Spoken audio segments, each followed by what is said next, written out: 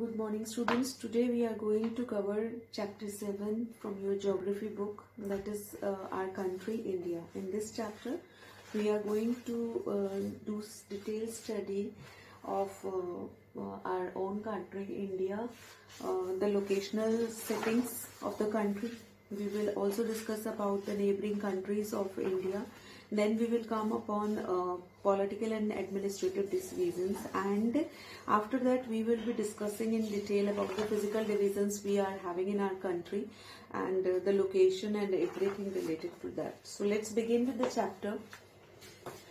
So as you know that India is a country with which is having a vast geographical expanse, and it is a country which is blessed with the diversity of landforms. We very well know that in our country we are having lofty mountains. The Great Indian Desert is there, the northern plains, the uneven plateau surface. We are having coastal areas and islands too. So we are along with the diversity in the landform, we are also having great variety of climate, because of which we are having different variety of vegetation, wildlife as well. We have diversity in culture and languages also. So it's a country with vivid diversities in each and every sphere of life. But we find unity that is reflected in the traditions that bind us as one nation. So India is a country, and moreover India, apart from the diversity and all, India is also a country which is having a huge population. According to the census of 2011, we have population more than 120 crores, and that makes us the second most populous country in the world after China. So when we talk about India, first of all, we need to understand that India is a peninsula. What is a peninsula? Peninsula is a piece of land that is surrounded by water on three sides. एक ऐसी जगह जो कि पानी से घिरी हुई है तीन तरफ से. If you recall, if you can just see, we are like having the Arabian Sea in the west, the Bay of Bengal in east, and the Indian Ocean in the south. तो तीन side water bodies हो गई, तो obviously we are a peninsula. And in the north, if we see at north, we are having Himalayas. So if next coming to the extent, area wise the extent, if we see from north to south extent, that is from Kashmir to Kanyakumari, the distance is 3,200 kilometer. And when we talk about east to west extent, that is from Arunachal Pradesh to Kutch, that is in Gujarat, that is about 2,900 kilometers. Okay, so this is the extent, this is the distance, and the area in total which India has, that is 3.28 million square kilometer. Please underline all these facts, these are very important. Let's come to the locational setting about our country. As you know that for our convenience, we normally divide the globes into like northern hemisphere, southern hemisphere, and eastern and western hemisphere. So if we try to understand the location of India, then India is located in the northern hemisphere. The Tropic of Cancer. The Tropic of Cancer, that is actually at 23.5 degrees north, passes almost halfway through the country. From north to from south to north, mainland of India extends between 8 degrees and 4 north to 37 degrees 6 north latitudes. From west to east, India extends between 68 degrees 7 east and 97 degrees 25 east longitudes. तो आपको latitude longitudes की value दे दिया, आपको बता दिया कि northern hemisphere में है, और ट्रॉपिक ऑफ कैंसर जो है हाफ अवे पूरी कंट्री से जो है वो क्रॉस करके जाता है. If we divide the world into eastern and western hemisphere, which hemisphere does India belong to? Now be prepared with this answer. I will be asking this in the doubt class. आपको northern और southern hemisphere में मैंने बता दिया कि it is located in the northern hemisphere. अब eastern और western का आप मुझे बताएंगे कि ईस्टर्न और वेस्टर्न में कौन से हेमिस्फीयर में है. Due to great longitudinal extent of about 29 degree, there could be a wide difference in the local time of places located at two extreme points of India. We have understood this concept very clearly in longitude and latitude chapter कि किस तरह से हमारा जो है देश की ये जो आपको बताया है लॉन्जिट्यूशनल एक्सटेंड है 29 डिग्री की, उसकी वजह से हमारे जो दो एक्सट्रीम्स हैं आपके ईस्ट और वेस्ट के अंदर, उनके अंदर टाइम डिफरेंस जो होता है आपको पता है कि 2 आवर्स का टाइम डिफरेंस है. We have discuss this thing. और हर डिग्री पे 4 मिनट्स का डिफरेंस की वजह से ये जो है 29 डिग्री का जो हमारा आ गया gap, that is approximately 2 hours. As such the difference between these 2 points would be about 2 hours. As you have learned earlier, the local time changes by 4 minutes for every 1 degree of longitude. The sun rises about 2 hours early in the east, Arunachal Pradesh, then in the west, Gujarat. You have already read earlier why the local time of longitude of 82 degree 30 east has been taken as the Indian Standard Time. This meridian or longitude is also termed as the Standard Meridian of India. पता है ना कि पूरी country के अंदर एक जैसा time रखने के लिए ताकि हमें कोई डिफिकल्टीज ना आए अपने टाइम टेबल्स को, एयरलाइन के टाइम टेबल्स को, रेलवे के टाइम टेबल्स को मैनेज करने के लिए, एक कोऑर्डिनेशन के लिए हमने स्टैंडर्ड टाइम लिया हुआ है. दैट इज जो कि 82 डिग्री 30 मिनट्स जो है हमने ईस्ट में लिया हुआ है, मिर्जापुर का लिया हुआ है ना. We all know this right. तो वही वाले कॉन्सेप्ट आपने रिकॉल करने हैं यहाँ पर.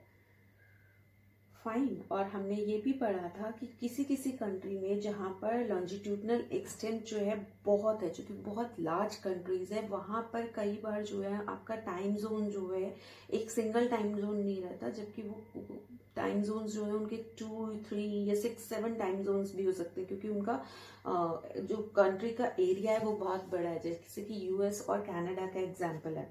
Right. So you need to recall all these things. On page number 48, there is a map which is showing the neighboring countries of India. Please, let's read this map. There are 7 countries that share land boundaries with India. Please see the map and find out the name. You will see very easily कि कौन-कौन touch कर रहा है. Afghanistan, Pakistan, China, then Myanmar, Bangladesh, Bhutan, Nepal. Right. तो ये land boundaries जो है वो शेयर करती हैं. क्वेश्चन है अगर name the neighbouring countries of India, तो आपके मैप में यहीं पे आपको आंसर जो है वो दिख रहा है. अगर हम उसके अंदर देखें, आइलैंड वाइज देखें, तो श्रीलंका और मालदीव्स भी जो है हमारी नेबरिंग कंट्रीज हैं. Fine. How many of these countries do not have access to any ocean or sea? Across the sea to the south lies our island neighbors, Sri Lanka and Maldives. Sri Lanka is separated from India by the Palk Strait. Underline this thing. We have also discussed this thing when we were talking about isthmus, right? And straits.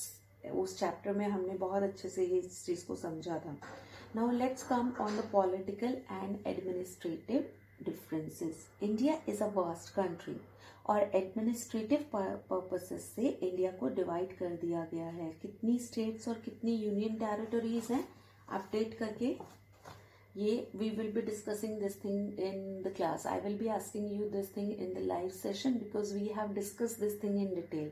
किस किस तरह से कौन सा recent state जो है वो union territory में डिवाइड हुआ है, जिसकी वजह से यूनियन टेरिटरीज का काउंट बढ़ा था, और कौन सी 2 यूनियन टेरिटरीज अर्लियर जो थी वो मर्ज हो गई हैं एक यूनियन टेरिटरीज में. क्या रिसेंट काउंट है? I will be asking this thing.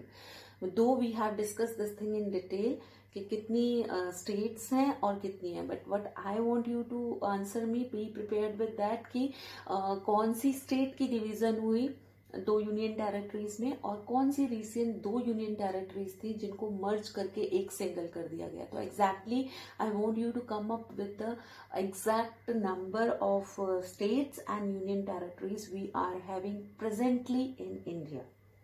Okay. There is a fact given in here that Telangana becomes 29th state of India on 2nd June 2014. But after when again it come to the 28 states, वो आप मुझे बताएंगे. It was previously a part of Andhra Pradesh. Delhi is the national capital. The states having been formed mainly on the basis of language. Rajasthan is the largest state. Goa is the smallest state. In term of area, ये तो area के wise हो गया. आप मुझे बताएंगे कि which is the largest state according to the population and which is the smallest state according to the population. This, be prepared with this question. We will be taking up this question again in the live class. Find out the answer. The largest and smallest states in India according to the population. Area wise आपको दिया है. क्यों question put up कर रही हूँ? ताकि आपको पता लगे एरिया वाइज और पॉपुलेशन वाइज भी एक सैग्रीगेशन है. तो एरिया वाइज अगर हम बात करते हैं, लार्जेस्ट स्टेट है आपकी राजस्थान और स्मॉलेस्ट है गोवा. अब आप मुझे पॉपुलेशन वाइज बताएंगे which is the largest state which is having most population और किसके अंदर सबसे कम population. Okay, then in the dialogue box there are two definition, alluvial deposits and tributary. We have discussed tributary again. Tributary अभी हमने पढ़ा था, क्या पढ़ा था tributary के बारे में? हमने पढ़ा था कि a river or stream which contributes its water to the main river by discharging it into main river from either side. That is a tributary, जो अपने पानी को मिला देती है, मेन नदी के पानी को बढ़ा देती है, उसको भेंट कर देती है अपना पानी, तो उसको ट्रिब्यूटरी बोलते हैं. और जो मेन रिवर से उसके पानी को लेके कोई नई नदी बन जाती है, छोटी नदी बन जाती है, उसके पानी को डाइवर्ट करती है, that is distributary. We have discuss this thing in history chapter. Then the second thing over here is alluvial deposit. These, what is alluvial deposit? These are very fine soils brought by rivers and deposited in the river basins. और इन्हीं की वजह से river basins बहुत fertile बन जाते हैं.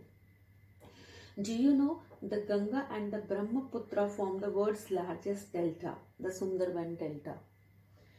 The delta is triangular in shape. It is an area of land formed at the mouth of the river. Mouth of the river, जहाँ समुद्र में गिरती है ना नदी, उसको माउथ ऑफ द रिवर करते हैं, उसके ओरिजिन को बोलते हैं. The point is called mouth of the river. जहाँ पे वो एक वाटर बॉडी से दूसरी वाटर बॉडी में मिल जाती है, उसको हम उसका माउथ ऑफ द रिवर कहते हैं. देन लेट्स डू में there is a thing, many girls are named after rivers like Yamuna, Mandakini, Kaveri. Do you know anyone in your locality who is named after a river? Okay, this you can ask from your parents also and make a list of such names जो कि water bodies को depict करते हैं. It's a small activity you can do with your parents. It's a fun activity. Okay, so now let's talk about the physical division of our country, which is very very important. Lot many 1 mark questions can come from this thing. Let's take up some few questions which we have covered as for now. India has an area of about dash. India has an area of about 3.28 million square kilometer. Okay, तो इस तरह से जो मैं I was just having a view of the back exercise, तो उसमें से ये questions मैं pick कर रही हूँ. The Palk Strait lies between the countries. Options हैं Sri Lanka and Maldives, India and Sri Lanka, India and Maldives. So the right answer is India and Sri Lanka, right? The Indian islands in the Arabian Sea are known as Andaman and Nicobar Island, Lakshadweep Island, Maldives Islands. तो आपको बताना है कि हमारे कौन से islands हैं इसके. अरेबियन सी के अंदर कौन सा आइलैंड है बेटा? आइलैंड का भी हमने फिजिकल डिवीजन पढ़ा नहीं है. Let's just study this and then we will come back on these questions. We will be discussing these questions also. So before we start with the physical division, kindly be on page number 50, which shows a map with the Indian physical divisions. On page number 50, please let's read the map. Let's read the map, and you will see that in this map, see the index. We are going to read about the mountain and hill region, mountain regions, plateau regions and plain regions which we are having in India. Okay, तो देखिए great Himalayas, इस पूरा ये Himalayan reason जो है, जो division है, इसके अंदर भी हिमालयस भी डिवाइडेड है इनटू ग्रेट हिमालयस, देन आपका उसके अंदर मिडल हिमालयाज या जिनको हिमाचल बोलते हैं, देन आपकी शिवालिक रेंज जो है उनके बारे में हम डिटेल में पढ़ेंगे। माउंटेनियस एरिया के बाद आपका नदर्न प्लेन स्टार्ट होता है, उसमें कितना एरिया है। देन जो येलो जो आपका ग्रेट इंडियन डेजर्ट है जहाँ पर अरावली रेंज है, उनके बारे में भी हम समझेंगे। We will talk about the plateaus, किस तरह से प्लेट्यूज की डिवीजन है, कोस्टल एरियाज, दीज आर, आप देख सकते हैं मैप के अंदर। Just reading of map is very very important to understand the locations and the placement of various areas, right.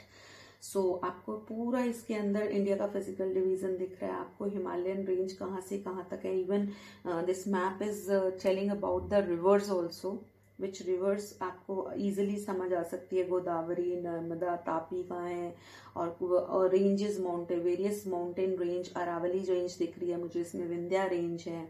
Then western eastern Ghats दिखा रखे हैं आपको, राइट। तो इन सब के बारे में हमने पढ़ना है। तो let's start with the physical division of India which is very very important. Please try to understand this thing along with the map. जितना आप मैप को देख के इसको समझेंगे आपको क्लियर होगा। India is marked by a diversity of physical features, we all know that. Mountains भी हैं, प्लेट्यूज भी हैं हमारी कंट्री में, प्लेन्स, कोस्टल एरिया और आइलैंड्स भी हैं, राइट। अगर हम नदर्न से स्टार्ट करते हैं तो सबसे ऊपर लॉफ्टी स्नो कैप हिमालयाज है। हिमालयाज, हिम जमा आल्या, ठीक है, संधि करते हैं ना आप लोग संस्कृत में। हिम मतलब बर्फ, आल्या मतलब अबॉर्ड, घर। तो वो जगह जहाँ स्नो का, दिस इज अबॉर्ड ऑफ स्नो, उसको हम हिमालय कहते हैं। आप डिवीजन समझते हैं जो कि बहुत इंपॉर्टेंट है। The Himalayan mountains are divided into 3 main parallel range. हम 3 पैरेलल रेंज में हमने हिमालयस को डिवाइड किया हुआ है। द नॉर्दर्न मोस्ट, जो सबसे ऊपर वाली रेंज है जहां पर बहुत हाइट है, एक्सट्रीम क्लाइमेट है, जो ओरिजिन है बहुत सारी रिवर्स का, क्योंकि ग्लेशियर्स हैं और ग्लेशियर्स से ही रिवर्स जो है ओरिजिनेट होती हैं, पेरिनियल रिवर्स जो पूरा साथ चलती हैं। तो वो हमारी ग्रेट हिमालयास, या जिसको दूसरा नाम होता है हिमाद्री, हिम बर्फ से ढकी हुई हिमाद्री या ग्रेट हिमालयास जो है वो बोलते हैं। और यही वर्ल्ड की ऐसी रेंज, वर्ल्ड की जितनी भी हाईएस्ट पीक हैं वो इस रेंज में ही लोकेटेड हैं, ओके। उसके बाद जब हम थोड़ा नीचे आते हैं तो हमारा मिडिल हिमालयाज आता है, जिसको हम हिमाचल बोलते हैं। ये हिमाद्री की साउथ में है। ऑब्वियसली जो ऊपर वाली रेंज है उसके साउथ में ही होगा, तो ऊपर वाली रेंज हिमाद्री है। तो मिडिल हिमालयाज जो है वो कहाँ है, हिमाद्री के साउथ में है। और there are many popular hill stations which are situated here. Like कौन कौन से आपको 5 का नेम बोलने के ढूंढने के लिए बोला है, तो आप ये ढूंढ के रखिएगा जो बच्चे कहे हुए हैं। मनाली, कुल्लू मनाली, शिमला, इस तरह से आपको 5 जो है हिल स्टेशंस बताने हैं। We will be discussing, I will be asking the 5 hill station of the Himachal range in India. Then the Shivalik range. Shivalik range southern most range है, सबसे नीचे की है। और जैसे जैसे जो हाइट के डिफरेंसेस है ना, इनकी वजह से पीक्स में भी डिफरेंसेस होंगे, जो लैटिट्यूड्स हैं उनमें भी डिफरेंसेस आते हैं, ओके। हम डिटेल में जो था, आप जब when you will go to the higher classes तो हम इसको और भी डिटेल में पढ़ने वाले हैं कि क्या क्या डिफरेंसेस आते हैं डिफरेंट जो एरियाज है उनकी हाइट की वजह से, क्या उनकी फ्लोरा और फना के अंदर डिवीजन आती है। But in this class just focus about the differences.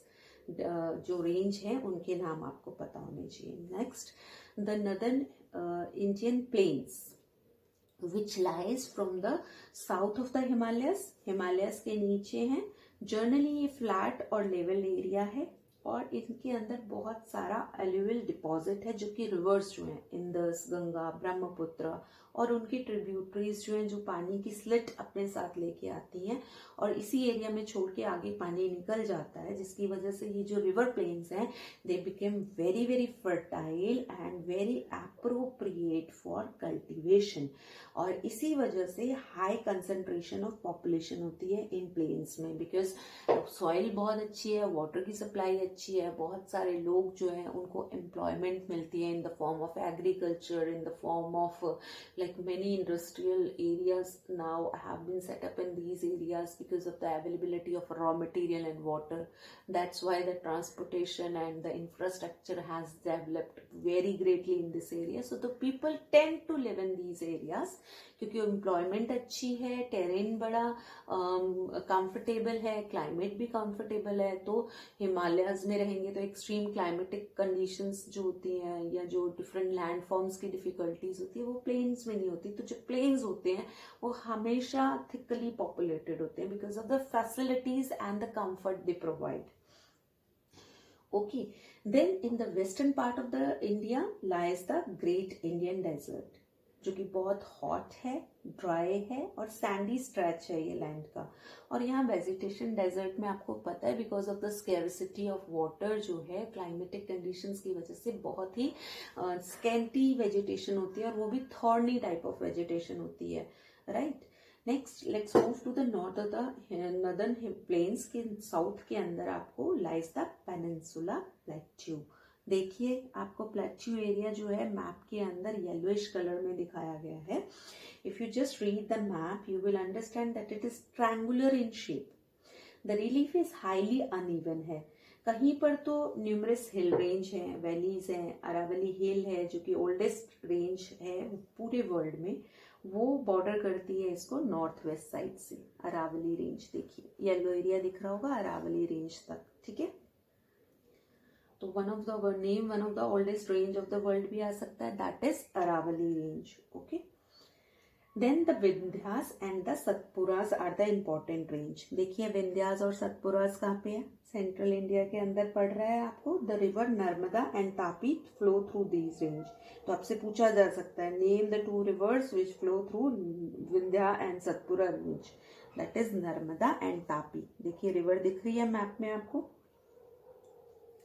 These are west flowing rains that drain into Arabian Sea. West flowing ये हैं, वेस्ट की तरफ चलती हैं ये नदियां और अरेबियन सी में जाके मिल जाती है। जबकि ज्यादातर जो रिवर है वो बे ऑफ बंगाल में गिरती हैं, बे ऑफ बंगाल में जाके मर्ज होती हैं।